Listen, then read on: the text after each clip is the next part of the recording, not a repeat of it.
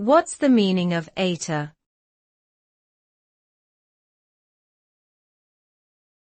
Ator.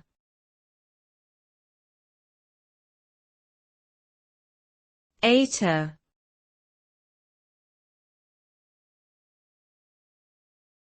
Ator.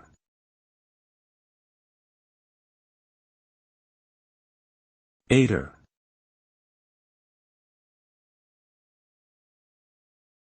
The suffix ator is derived from the Latin word ator, meaning one who performs or makes.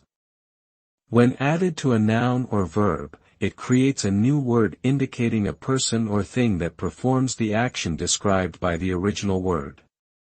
For example, calculator means a device used for performing mathematical calculations, and terminator means a person or thing that terminates or ends something.